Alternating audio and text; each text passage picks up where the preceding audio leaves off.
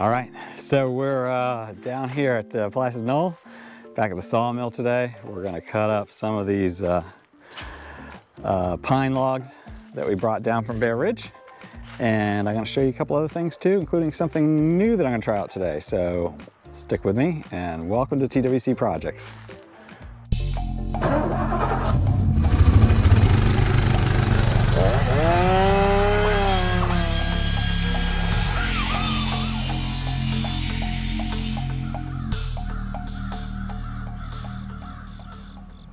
All right, so I've already been a little bit busy today. It's afternoon. It's almost 4 o'clock already. So I've been doing some other things, but one of the things was power washing the tractor because it had gotten pretty filthy up there at Bear Ridge, and sitting outside a bit and just, you know, the rain spattering up mud and stuff. So plus I wanted to try to clean up a lot of the grease fittings that I had, you know, just kind of gotten goopy over time. So did that. I was having first minor problems I've had with this tractor, and pretty easy fixes, but I just didn't know for sure until I came down here and had the tools to do it. So that's one of the reasons I brought it back from Bear Ridge. But I was noticing some dripping coming down off of here, hydraulic fluid, quite a bit of dripping. And I tightened the two fittings, and that didn't seem to make any difference. And so when I got down here, I realized this little Allen was loose. So I backed it out first, put a little bit of that reusable thread, not really Loctite, I don't know what they call it, but it's like this orange stuff you put on anyway, and threaded it back in so it wouldn't vibrate out, tightened that up, and that fixed the problem with that. So no more leaking going on with the hydraulic fluid. This guy had kind of come really loose. It was like super wobbly, and inside one of the nuts had come pretty loose. I'm glad I caught it when I did, because it was gonna fall off altogether. But this guy was like drooping way over here, and it was loose. Now the thing's really tight now, and everything's working the way it's supposed to. So that was an easy fix too. Just needed to tighten that up. Some things just, you know, from vibration over time are gonna loosen up. So not bad though. I mean, this is, I don't know, a year and a half I've had this tractor. I don't know how many hours I have on it. I feel like somewhere under 100. But it's been fantastic, and just taking good care of it. Oh yeah, the other thing I had to do was the grease fitting down here. If you remember back when I did the 50-hour maintenance review, the little ball inside was not working, and the grease was just squirting right back out of the fitting when I put it in. So I pulled off the old one, put on a new one, and greased that back up, touched up some of the other spots that I felt needed to be greased. Of course, as I said, I power washed the whole thing so it looks a lot better. Topped off the hydraulic fluid just to make sure. It looked like it was a little bit low, probably because that thing was leaking, although that didn't leak that much. But anyway, I made sure that was looking good. So that's the rundown of that. Also, you might have seen I did a short on this. I didn't actually do a real video on it, so if you skip over my shorts, then you missed this one. But this is a nice, solid, man, I mean, like you can see the whole tractor is, it is solid as a rock. It's an ATV basket, but I put it on the tractor because, well, that's where I needed it. And what you can't, you might not be able to see very well in the video, but there's a metal bar that goes down behind on each side, and it just happens to line up perfectly. See, it goes all the way up through there. It just happens to line up perfectly with my roll cage. So made a lot of sense just to put these U-brackets on here, and they work perfectly. I mean, this thing is just absolutely solid. And as you can see, easily throw my chainsaw on there, tripod, bug spray gloves, level, tape measure, whatever I need. Works really well. So I don't know why I didn't really, I guess because when I was down here at Placid Knoll, I always seem to bring my UTV down as well, and it has everything in it, and so it's not a big deal. But out there, everything's a lot further away, and I didn't have the UTV up there, so I was constantly carrying stuff back and forth. And I'm like, this is terrible. So that's why I put that basket on, and I mean, it is just, like I said, it is rock solid. You can shake the whole tractor with it, so I'm super happy with that.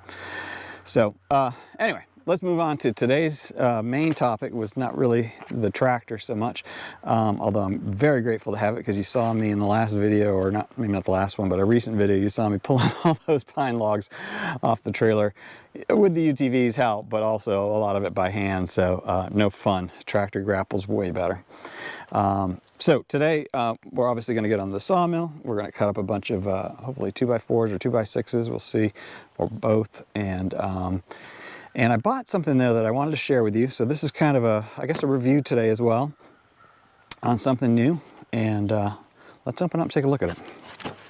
By the way, this is from Woodland Mills, which of course is the sawmill company.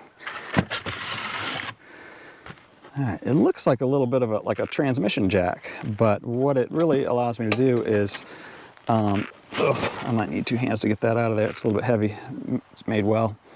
But I'm going to drop it down in here on the tracks, and I can kind of move it around where I need to. But when I've got these logs that are really uneven, it'll allow me to kind of bring one end up a bit, so that I'm cutting through the core and getting the grain right, as centered as possible down through the length of the log, as opposed to what I've just been doing before every once in a while. I mean, if I had a real problem like that before, I was sticking a piece of wood in underneath or something, trying to jack it up, or jack up the other end so that I could do what I needed to do. But we're going to pull this out of the box, throw it on the sawmill, and maybe, hopefully, I don't know if we'll need to use it today or not. We'll try it out just so you can see it.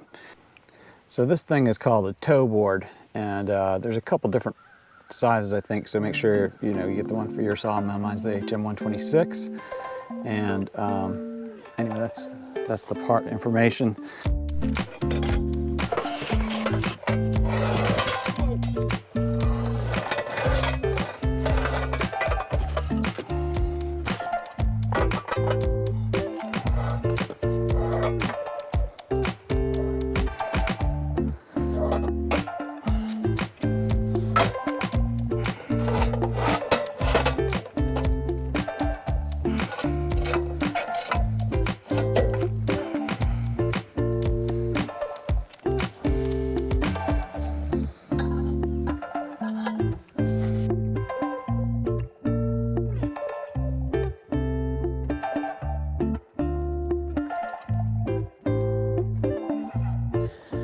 Fits right down here. You can slide it wherever you want it, and it also allows you to go side to side depending on where your log is centered.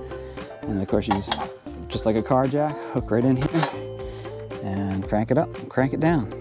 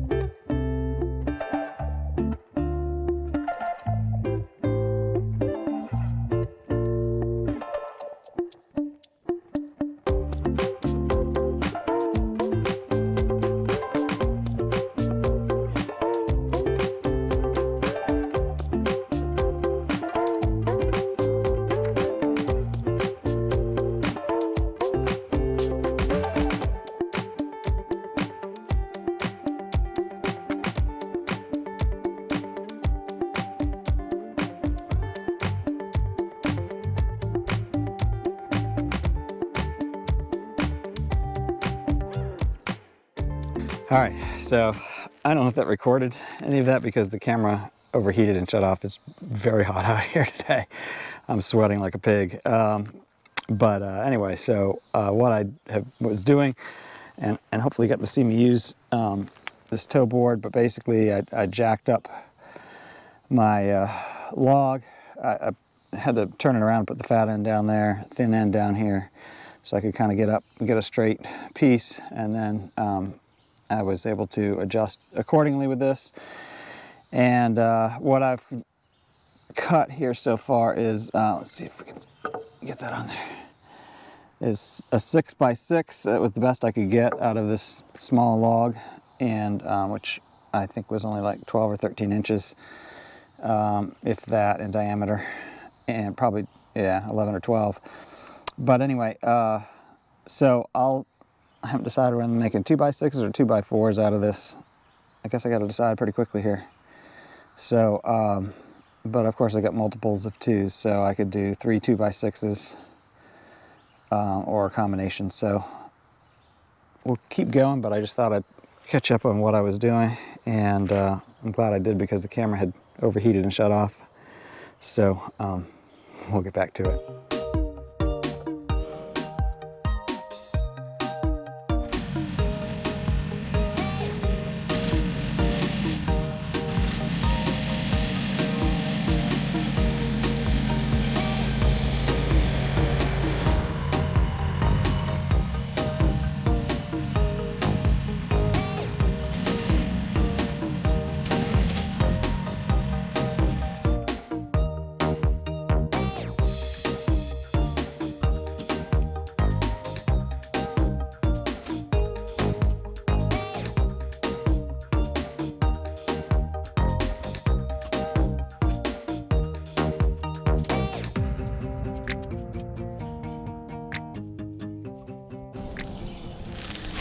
Alright, I'm having a tough time of it at this point. I reached under that log to flip it over, and I thought I just got dirt on my arm, but boy, all of a sudden something bit and bit and bit. I got bites all through my arm.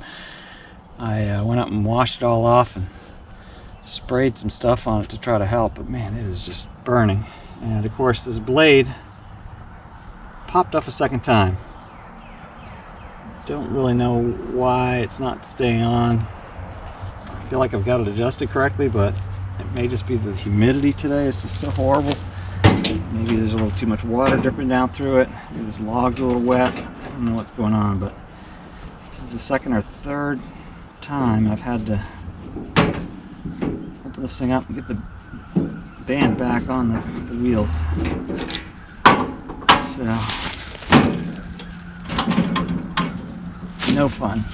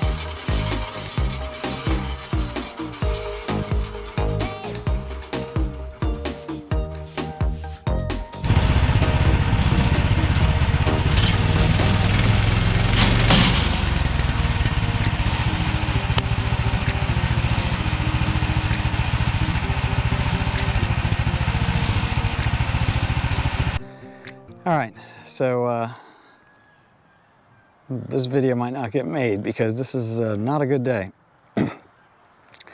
I can't get that band to stay on the track or on the wheels. Something is off. It's pressure coming from somewhere, and I don't have time to go get tools and mess with this at this point because it's starting to rain. So